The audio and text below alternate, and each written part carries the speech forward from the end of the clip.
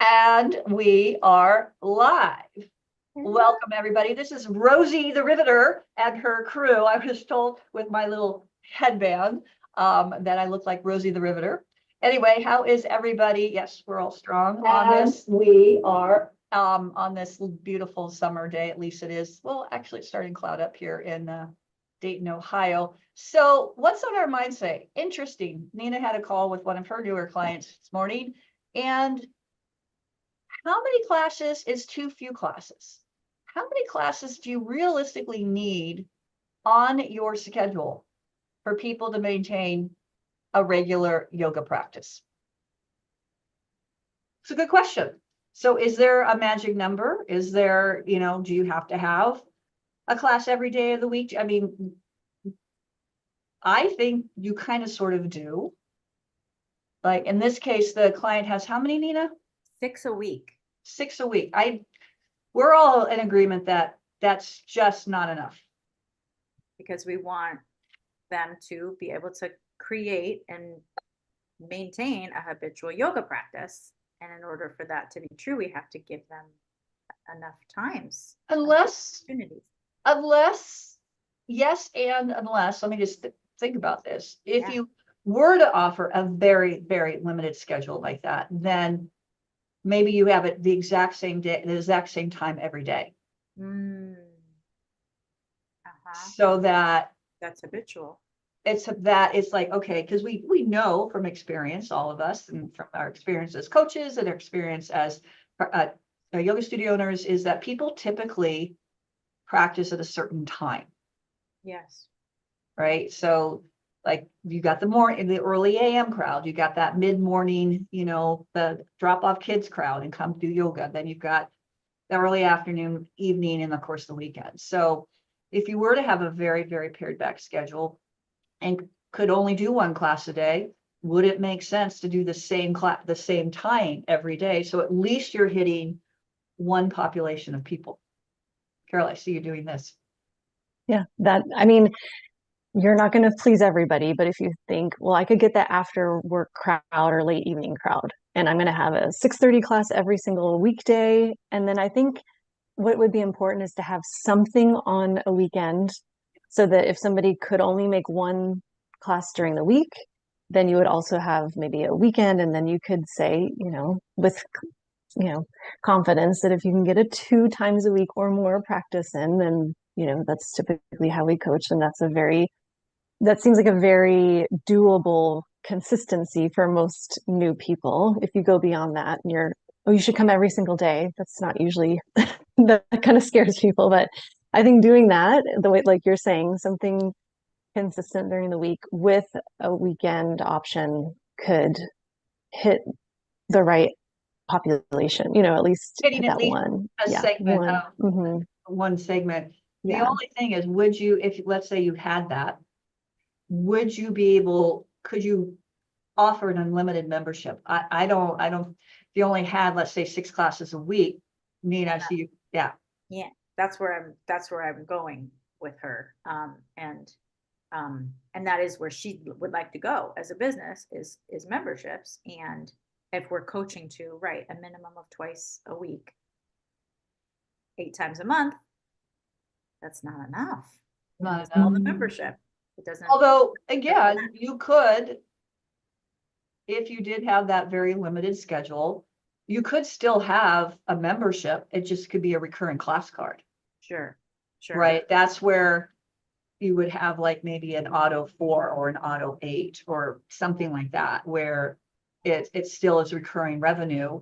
Yeah. It's just not, an unlimited because you just don't have enough classes on the schedule. Right. And that's very strategic. It's like, this is what we're doing. This is why we're doing it. And this is how we're doing it. And she would actually like to grow her yoga business. Yeah. And she's maxed right now with her own capacity, because in the mental health side of the business, her books are full. Right. So now it's like, okay, if we're going to add classes, let's look at adding teachers. Yeah. And she's open and excited. And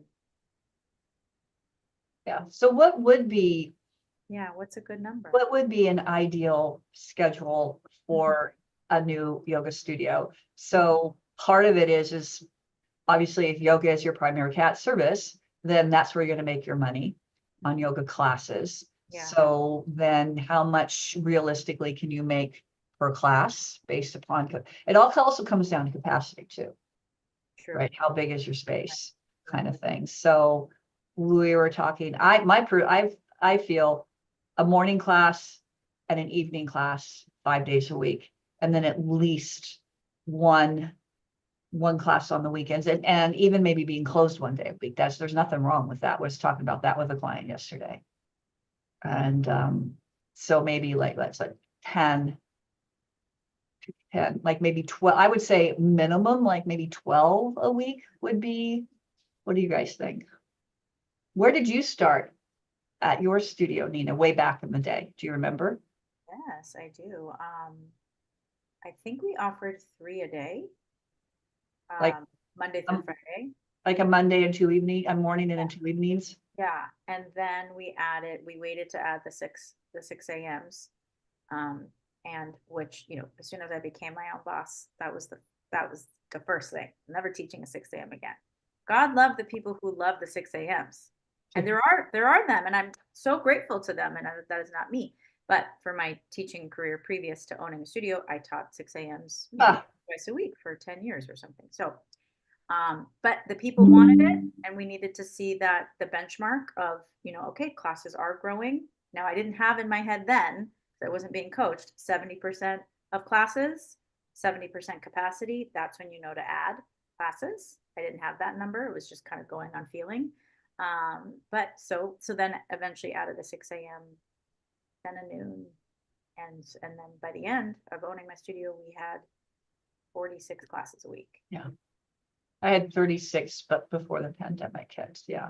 Before the pandemic. And I think I've always maintained this, and I coach this as well, is it's easier to add classes than to take classes off the schedule.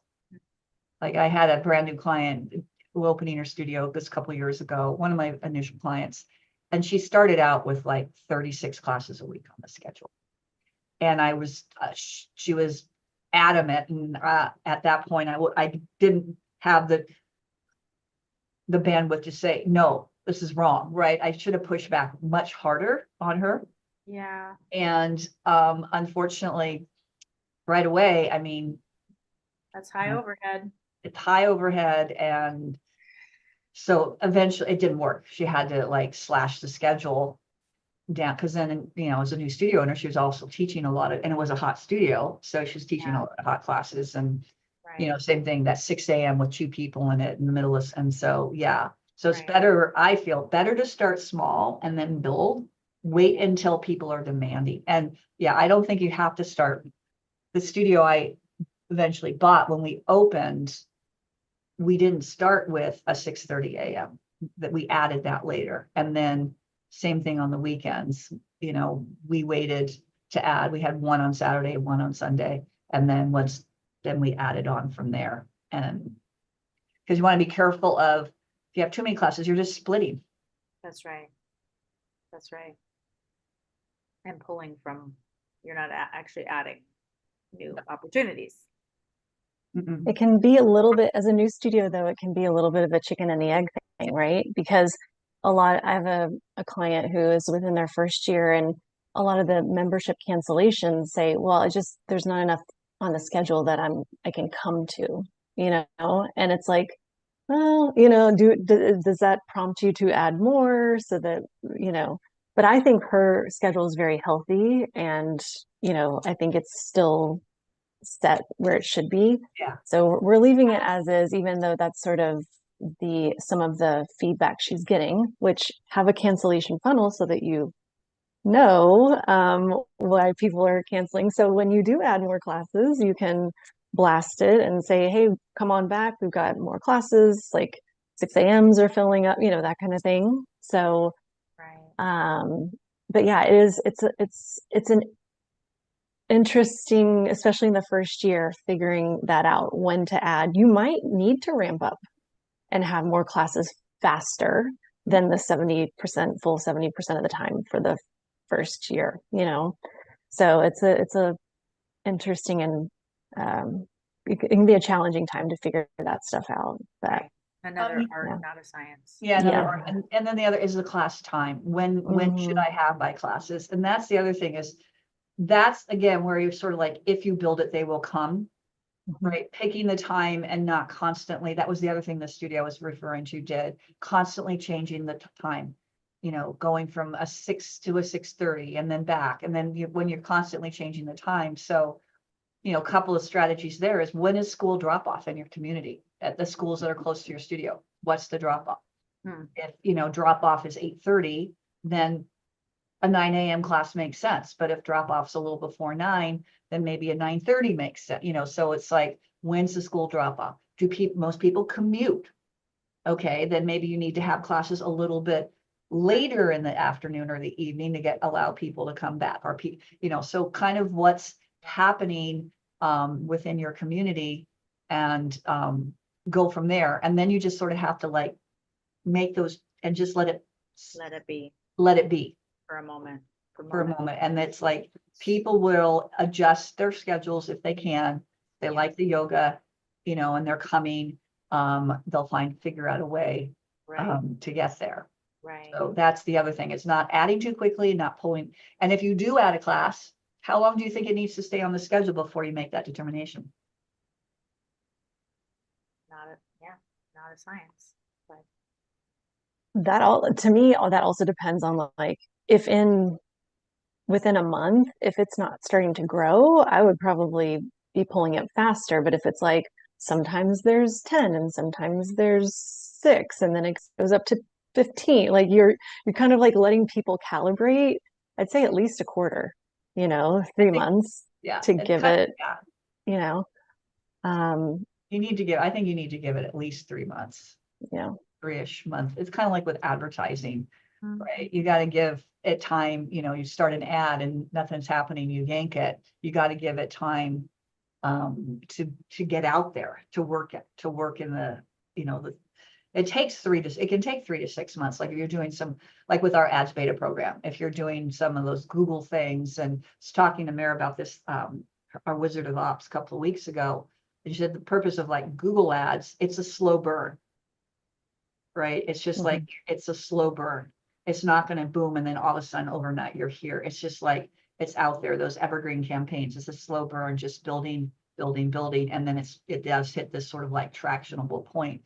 Whereas with like Instagram and Facebook, that can be a little more immediate, but Google is definitely the slow burn. It's the slow burn. That's great. it's bringing back a memory of at some point we kind of pulled our later Saturday afternoon class. Like the mornings were really great and we had like 8, 10, 12, but we had maybe 3 or 5 o'clock, something on a Saturday afternoon. It just wasn't working over time. We pulled it and we got somebody was very upset about it. They love practicing that time. They practice it all the time. And we looked back and it was like in the last 6 months, she had been 3 times to that class. And so people have this really it's odd perception sometimes of like what they actually do and how they act in your business. Perception is real. Yeah, It it's was just so funny. Oh, just like all the time people like, oh, it's so great that you have a 6:30, and then, or wow, you took that off and now I can't come. And you look, they never came to a Yeah. 6:30 I a.m. know. Yeah, that's funny. That used to fry my buddy that I taught for in South Florida. The ones who would complain were they never came. They never came. They never Yeah. came. Yeah. Yeah. So do what's best for your business and That's stick right. to it, I guess. Is Yeah. the idea. Figure it out. Yeah. Numbers Find don't out. lie. Do some, do some investigation, like I said, to your community, what's happening in your community, and, school start times, commute times, things like that, traffic patterns, right? That's another thing. If you know, like the traffic patterns around your studio, and maybe at 4:30 is not so great, but Yeah. I mean, and I'm not a fan of it, but there's nothing that says you can't start a class on the quarter hour. Mm-hmm. Right? If sometimes 15 minutes for traffic can make a big difference. Real. So these are all kind of things. Just go where your studio is and just sort of watch traffic patterns and know what's Yeah. happening. That is so true in Miami, which is where I am. I mean, Yeah. there's like subreddits on just the traffic. in Miami. And I mean, when you live here, you just can't, you cannot, there's certain hours you just will not travel unless you give yourself 2 hours. Yeah. And the studio here has that I'm at has scheduled that accordingly. They do not have a 4:30, 5 o'clock class. They can't get there. They can't, yeah. And then also, since we're talking about is make your park, we talked about this before, but make your parking directions very clear. Particularly if it's not clear, if it's, if you're in a strip mall or something like that, but even that, it's like be very clear in your directions as to where, particularly for the first time people, right? If it's a challenge to park in your area, if that's just the way it is, just say, hey, look, this is where you can park near our studio. Please don't park, this area is residential. If you park there, you're going to get ticketed. Just be real clear about the parking and just let people know where they can park and plan accordingly so that, you're not getting to the studio, you're driving around 10 minutes trying to, and then you end up being late because you couldn't find a place to park. It's so frustrating for people. That's really frustrating. So just give all the information that people need to know to arrive at your space, which goes to your, your first visit flow, your email automations, when someone books their first class, have an email or a text. Now, granted, people don't always read. A lot of times people don't read. A lot of times people don't read, and at least you've made the effort to let them know and I've been on studios, websites where they'll have like a little map and say, here's, one studio is like very specific.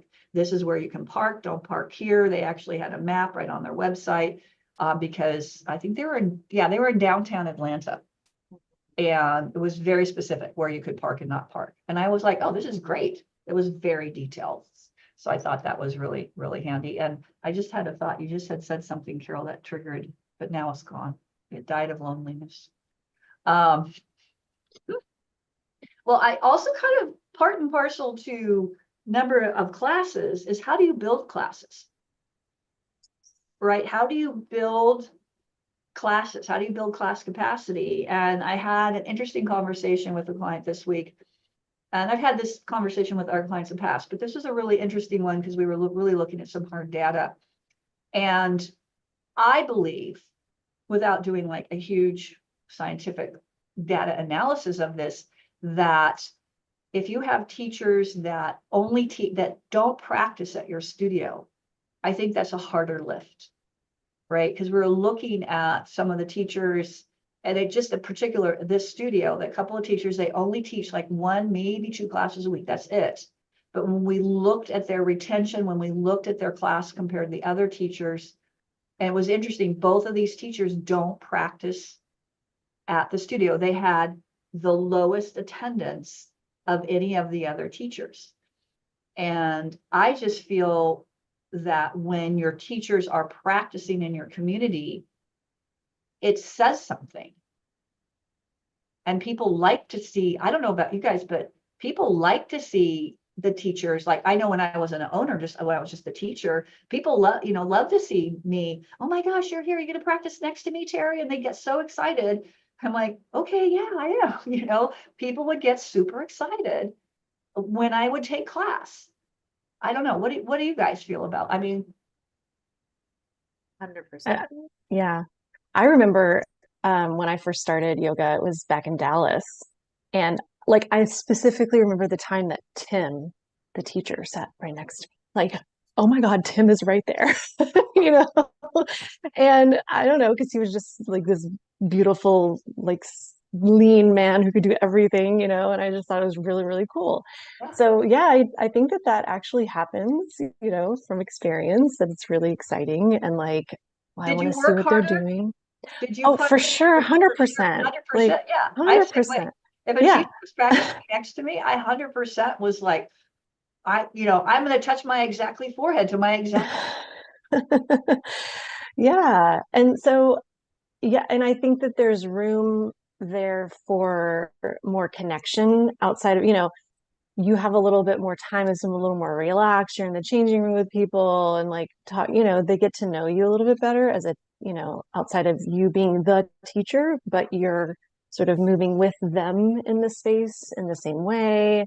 And yeah, I think there's definitely going to be a correlation to the teacher practicing or not and how many people come to their class, you know? I think it makes it easier to build. And that goes to another topic of conversation that was having, is the excuse of, well, a teacher teaches at an odd time, therefore I can't expect the capacity to be the same. Like a 6 a.m. Right? And I'm like, why not? Yeah. It kind of goes to that whole summer slowdown we've been talking a lot about. And I'm also like, I've had several clients where their Junes were better than their Januaries. Right. And so it's the same concept. Summer slowdown with attendance does not necessarily have to mean less revenue. I think that same strategy, I think we give ourselves that out mentally.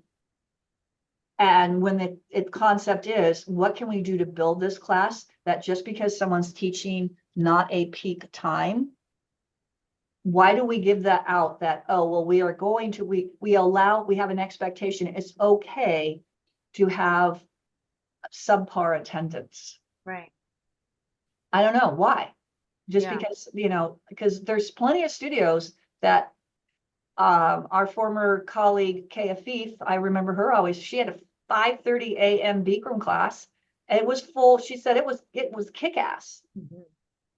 Yeah. Right. I have another client that Kristen Sapp at Orange Lotus, her 5:30 OG Bikram AM, it's like 65-70% full all the time.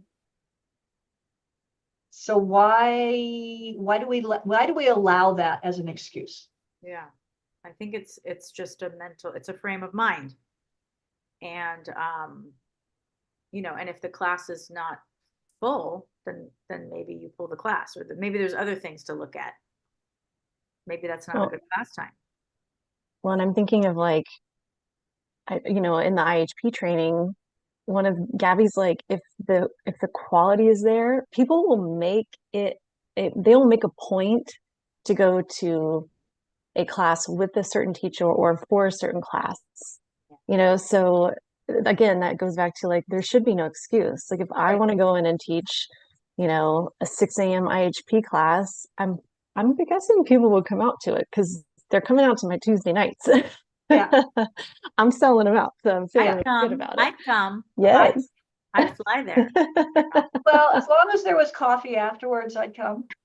I'd buy you a coffee, Terry, for Okay. sure. Yeah. Okay. But no, that's a good point. I just flashed me back when before I became a teacher, it was 2003 or 2004.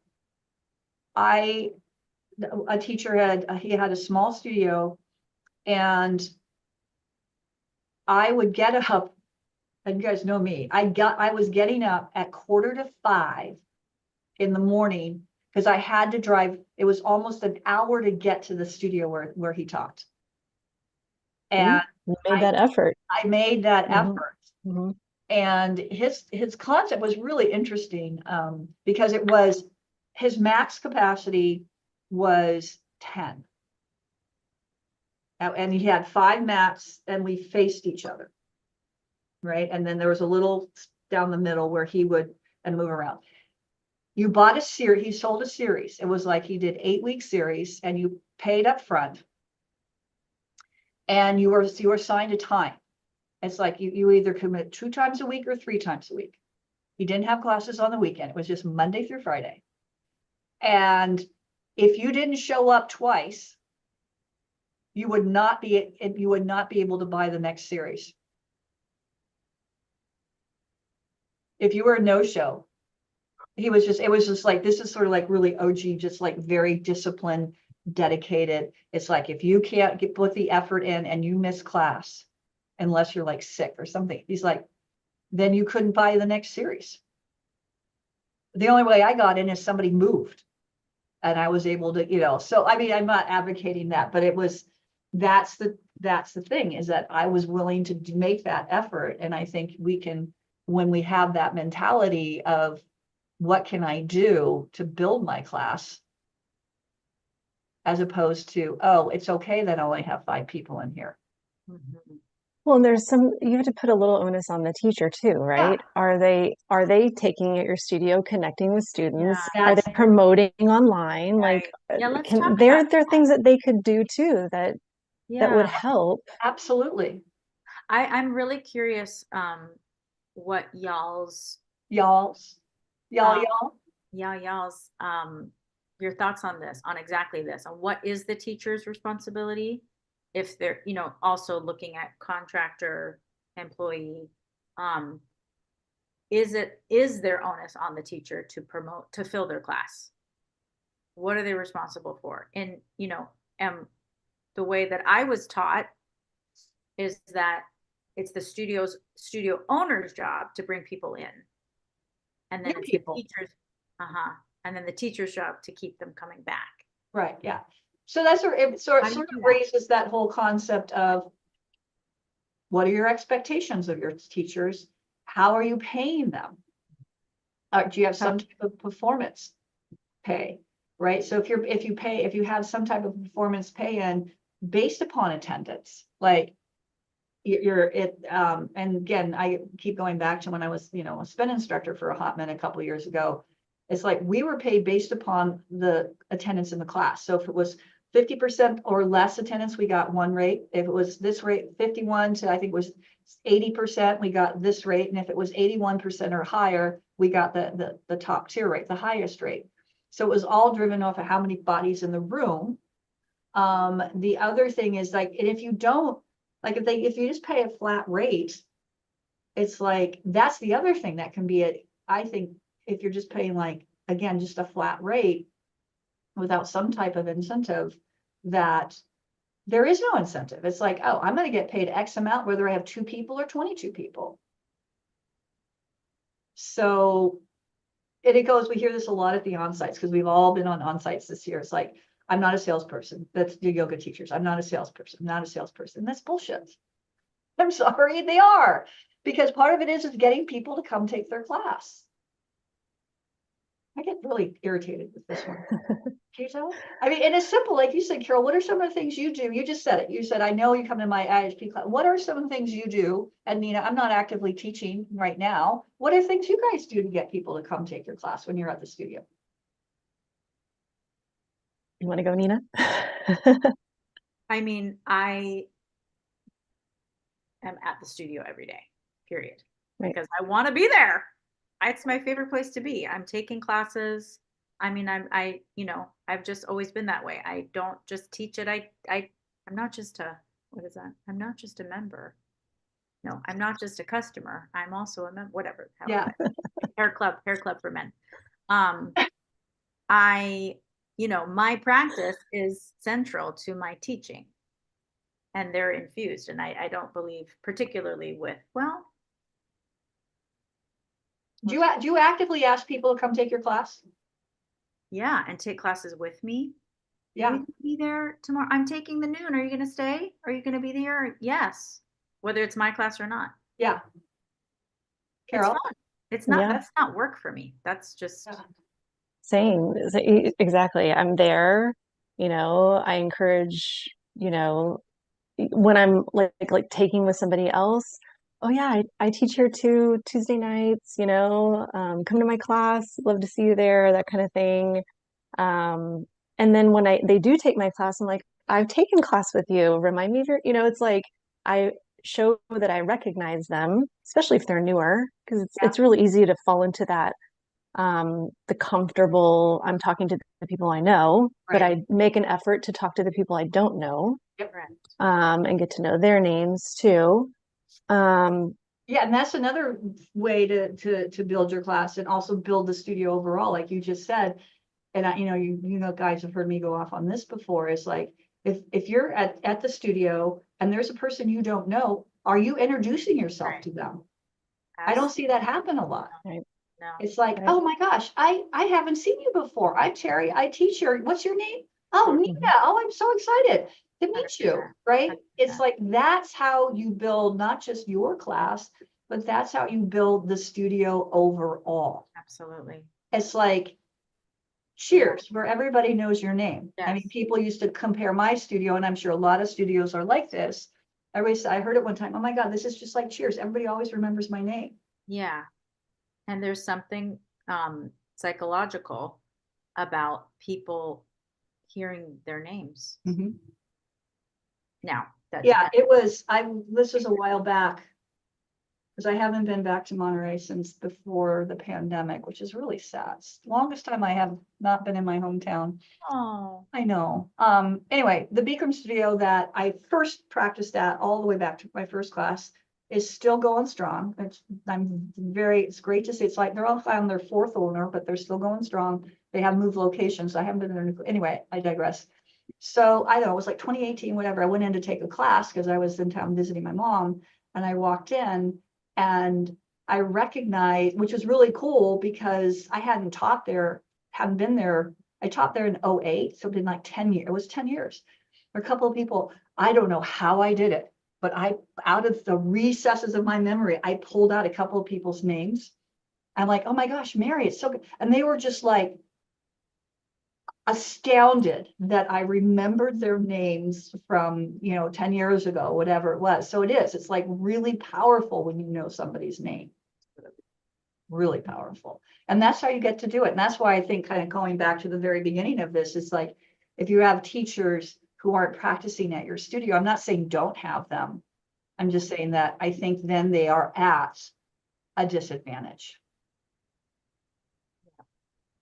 Well, So, going back to Nina, like asking what are the expectations of the teachers, and are they expected to fill their classes? I think one of the things you could, like, how are you going to measure their success? What's going to help them know whether they are filling, to the studio's expectations. If you know your average fill rate or what you need to, at the very least, break even for each class, you could start there and say, like, minimum expectation, you need to have, X number of people, and maybe the pay may or may not be tied to the number of people in class, but at least you could review with them, give them tips on how to fill their classes. yes. Come take a class a little bit more.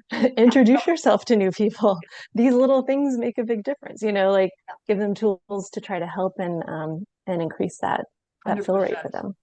Yeah, and a lot of the softwares you can, like Mindbody and Walla, you can run reports that show attendance.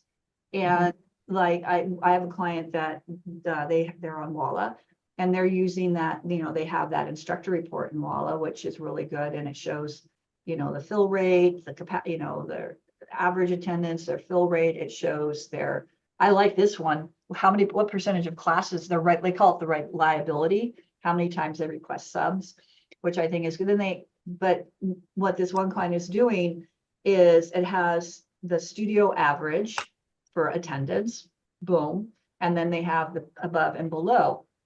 So on a quarterly basis, they're sharing those stats with the teachers. It's like, okay, the studio average for a class attendance is this. Carol, you're crushing it. You're always at the top. Nina, you're just a little bit below. What can we do? And this is where, like you said, this is what that. Hey. And then you work with the teachers and you give them, here is what you can do, like you just said, Carol, to fill your class. Yeah. And even if they don't want to be on social media, we can't force somebody to be on social media, and they're not posting about their classes on social. That's okay. If you're at the studio, you can, and I still, that interaction there at the studio, as long as your numbers are there, whether or not you're posting on Instagram or Facebook or whatever is, unless you're requiring it. Here's the thing, unless you're requiring it and you're actually tracking it, then you can just suggest it. You can say, here's some things. But like you said, again, going back to my hot minute, same thing. When I would be all over. It's like I was Tuesdays with Terry. Hey, come take class. Tuesday, I'm on Tuesdays with Terry. Right? Same thing. It was like my classes were full with wait lists since August. And it was so simple. I wasn't doing anything. I was just taking class, talking to people, inviting people. Yeah. Creating a vibe, teaching a good solid class, having fun. People like my playlist because most of the young instructors were like 19 and 20. And most of the people who practiced there looked like me. And so guess what? I had a lot of 70s, a lot of 80s. So Like fun. those people love that, Yeah, kind of thing. So, yeah, yeah. So there you have it. yeah. There are lots of ways to get your staff involved. And then we do this a lot with the first visit flow and when we're on the on-sites is offering, particularly with the new people, ask him when you're coming back. Let's get you booked in your next class. Making suggestions. Hey, you took Carol's IHP class. You like that? You really like, okay, we have this other type of class. Yeah. Or maybe, you just really worked out really hard. I think a yoga class for you tomorrow would be a good option. Come and take our Right. slow flow or our whatever it is. You can make a recommendation. Because I can tell you, if one of my yoga teachers said, Terry, I think you should take this class. This would be a really good class for you. Guess what? I would take that class. Yes. While we're talking about classes Yeah, and teachers, can we take a moment to talk about teaching techniques? sure. So I'm practicing, I'm obsessed with this studio, you guys. I cannot stop going. Anyways, they do like hot Pilates and it's not IHP, but it's so fucking hard. It's like the hardest thing I've ever done. And I love it. And I'm getting stronger and I'm obsessed. So they're doing a lot right. Oh my gosh, side note, they don't have a membership. They only have class cards and it's so expensive. So I'm like, why don't you have a membership? Anyway, that was not my point. My point is, so they're doing a lot right because I'm like the practice is working. I keep going back, even though every time I'm in there, I'm like, why did I do this? This is so hard. But something I've been noticing is that the teachers oftentimes they have their back to us, the clients, the students, and they're demoing a lot. And so it's like I have so much feedback I want to give them, but of course I'm not. I'm just a customer. It's hard. It's really hard, but it's like, wow, what would be so much more powerful is if you were facing us. And also like they don't and a lot of times, so anyways, it's the way that they're positioned in the room. They can't see us and sometimes we can't see them if we're turning on our side, for example, and looking over here. And the teachers behind me, I'm having to turn my head to see what is it that we're doing. Yeah. I can't see you. So this needs to be restructured. It's very frustrating. You should give them that feedback. Really? Yeah. I don't want to be. I think if you're going to be demoing and everybody's facing this way and you're behind them, that, you should move. I move so that they can see you. And I was always taught, you never put your back to the class. You're always, that's why, like with Bikram, some students do it differently now, but we always taught from the front. Yes. And so you just have to get used to giving commands mirroring, Right. your rights and your Right. lesson stuff. Right. And of course, and as we know, in Bikram, it's all verbal Right. cueing, 100% verbal cueing. So yeah, I just wondered if you had any Carol, best practices for how we're training our teachers. I don't know. So it's throwing me off because I was a lifelong dancer and taking dance classes. The teacher is always at the front facing the mirror. yeah. And so I'm like, there are certain things that I teach in IHP. Like if we're doing a step back lunge and I want them to see it's the left foot that we're stepping back, I will turn away from them and use that. But everything else, I think I do facing them. But they can see your face because you're facing the mirror, correct? Correct. Yeah. The other thing is you can do it in profile too. You don't, Yes. you don't have to, like Yeah. a lot of times when I was demoing moves in IHP, I would be a profile to them, Mm-hmm. Mm-hmm. side body, right? Yeah. So they're this way and I would do this way. Yeah. So there's that. I think that's just like experience and, also how they were trained, I guess. But yeah, you're right. Because you're thinking about, you're right. Dance classes, you always see the teacher you're all going the same way. But that kind of makes sense in dance because it's a little bit different than like a yoga posture. Right. For yoga demos, my thing was usually typically in profile, but it depended on what I was maybe trying to And have them focus on. Yeah.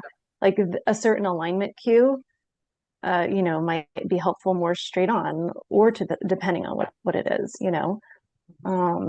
So and also I'm just like hyper aware of like putting your butt in somebody's face. Or Yeah. like I mean it's funny because I've seen people walk in and say hello and they're picking up their mic off the floor with their bottom up in the air like as they're saying hello to the class, like same thing. It's like why would you Yeah. yeah. It's this whole piece about like best practice and SOP for the moment you walk into the yoga room. How are you using the space? Yeah, it's a good point. That's a really good point, Nina, is like, what's the SOP for, and this goes to mentoring your teachers and having that, and it's not just you, it's so much more than you're just coming to teach a yoga class.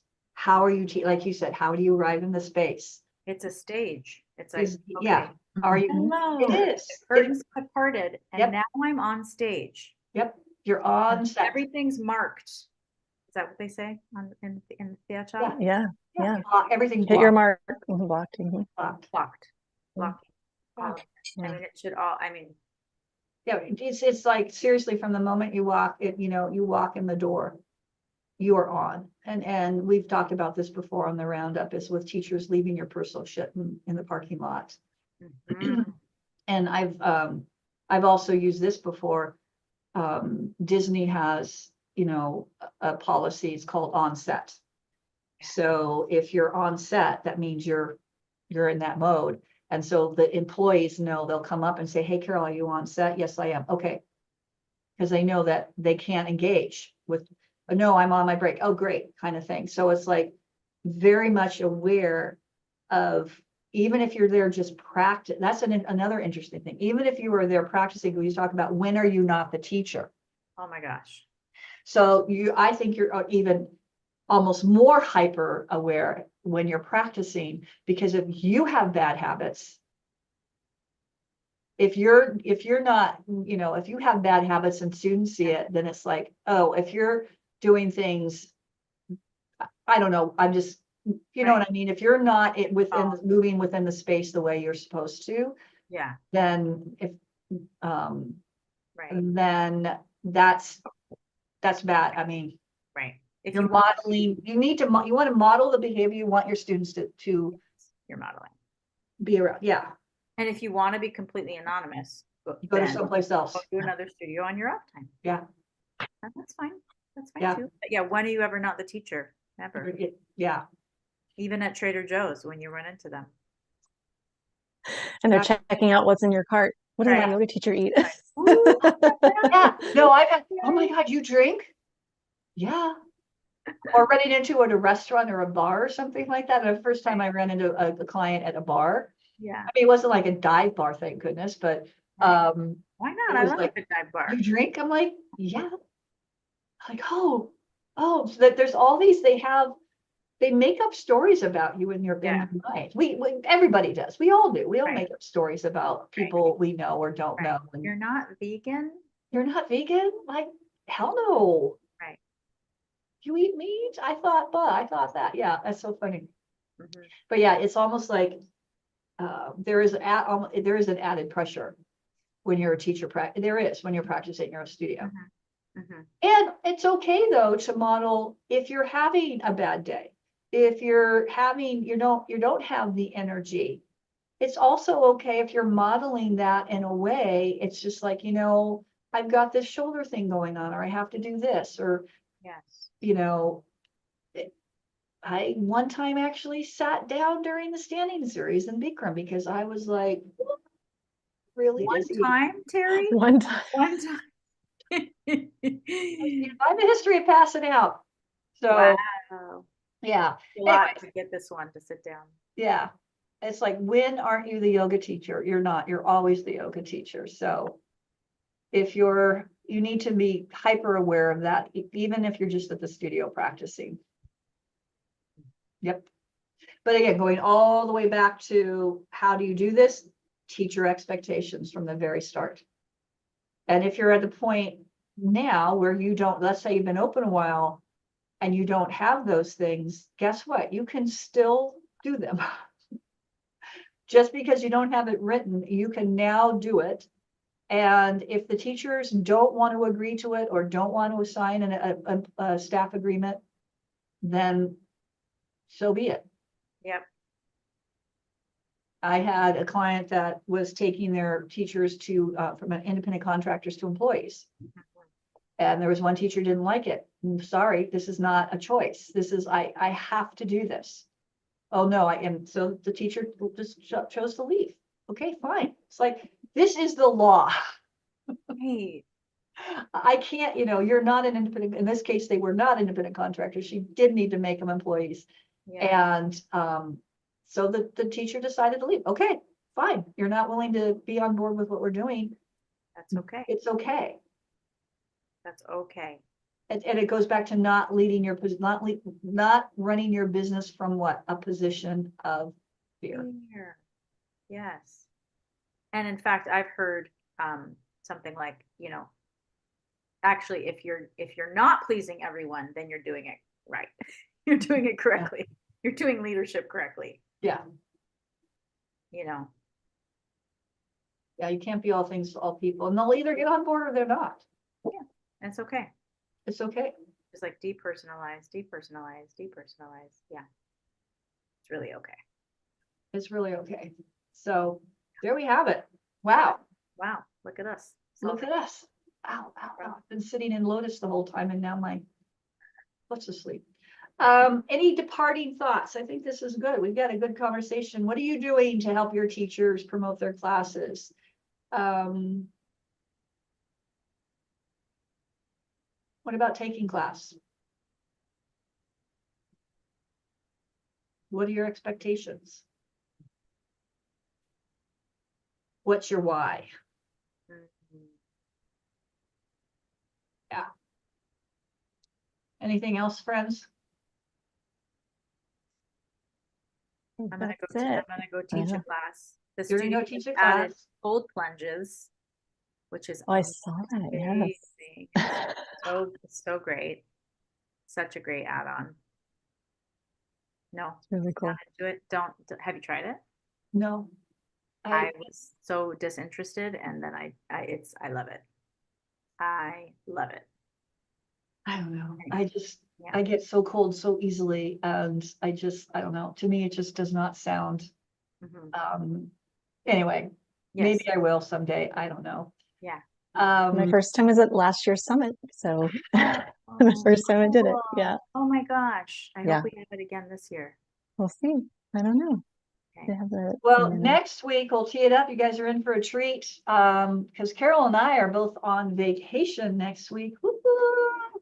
So we're both completely unplugging. And Josh will be on live next week with Nina. So we got a bonus treat with Josh next week. Yay. So yeah, so hopefully you guys are doing well. What's going on in your studio? How did Q2 end up for you? What are your Q3 goals? And do we still have spaces left for the summit? Oh yeah, we still have spaces left for the summits. And yeah, so if you're thinking about coming to that, in fact, I just saw it popped up on my feed this morning. You could win a spot to the summit. Yeah.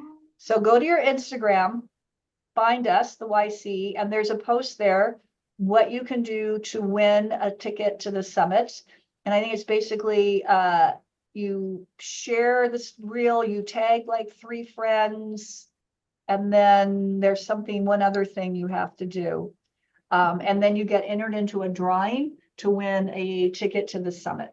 So that's like a $2,000 excuse me. That's like a $2,000, not like it is. It's a $2,000 value. Wow. Yeah. So you just have to get there. And again, the average amount that summit attendees last year increased their sales from the summit through the end of May was 33%, and the mean was 27%. So this shit works. And again, if you're thinking it's not just us doing presentation and you scribbling notes, no, it's immersive, it's interactive. You will have a workbook, you will be there, and we will be with you to help you Get shit done so that by the end of the week, you will have your 2025 plan ready to go. How cool would it be to have that done in the beginning of November so that November and December, and you go into the new year knowing exactly what you're going to do. I mean, I think that's kind of priceless. Yeah. My nervous system is relaxed just thinking about it. Yeah, it's just, and we have a ton of fun too. It's not just all work. It's not all work and no play makes Jack and Jill dull. No, we have a epic catamaran boat ride the last night where Carol's already working on the playlist for I'm that. gonna get some 80s in there for you, Terry. Please, So thank you. Get some 80s in there for me. We have one night, a restaurant that we went to last year, we're going back. It's right on the beach. There's a grass area, and then we're going back there again. And the food was delicious and it was super fun. So we got that one night. And Salulita, if you haven't been there, is a really cool town. There's lots to do, lots of cool restaurants. Street tacos are super good. The ice cream, the ice cream vendor, tacos. the ice cream tacos. Oh my God, the ice cream tacos are killer. It's absolutely killer. So yeah, and we went clubbing one night. Oh yeah. Yogi's gone wild. Yogi's gone wild. So Yeah. lots to see, lots to do, and having fun and getting shit done. Shit done. I like that. Having fun and getting shit done. Ooh, ooh, ooh. And collabing with other Yep. studio owners. And collabing with other studio owners. So And again, this year we have a separate managers track. So we have quite a few of our attendees this year bringing their managers. And it basically just the difference between the owners track and the managers track is once you've got what we call your dominoes defined and some of the strategies, we break apart so that the managers are going to be working on the strategies and tactics that for specifically things they're responsible for. And then the owners will be doing the same thing. And that way there's collaboration with the owners. So again, particularly if there's things you want to talk about that maybe you don't necessarily want the manager to be involved with those discussions, you can have those conversations with fellow studio owners. And then also with the other managers, then the managers can have conversations with themselves and learn from other people in other areas, other studios with a similar role, and develop some of those relationships with those folks so that then they have that support as well. And then there's plenty of time that will all be together, right? So it's not like you get there and everybody's separated. I think it's only one afternoon or that where you're actually separate. yeah. Anyway, so yeah, if you have any questions, anything, just pop in below. We can also have Maria, membership coordinator, reach out to you if you have specific questions about it. And she'd be happy to answer any questions. Yeah, it's coming fast. Before we know it. Yeah, and I requested my absentee ballot the other day, because remember, if you in the States, here in the States, Yeah. we'll be gone for election day, so make sure you vote. Yeah, I know. So I got the thing in the mail and I went, oh, this is perfect. So I fill it out and submitted it. So I'll get my ballot that I can mail in my ballot before I go. So, Yeah. Awesome. okay. All right. Well, Okay. everybody Have stay a great safe. vacation, you Thank two. you. Thank you. Okay, go do some yoga. I'm gonna do some yoga next week. I'm gonna do some fun stuff. I'm gonna get my mani-pedi. I'm doing a staycation. So Carol, where are you going? You're going to Texas? I'm going to Delaware. We go every year. It's Oh, that's right. Rehoboth Beach. That's Yeah. yeah, that's right. Oh, that sounds fun. Rehoboth Beach. Yeah. So Okay. Okay. All right, everybody. you Have a too. good rest of your day. Talk Do some soon. yoga, and we'll see you in the YC.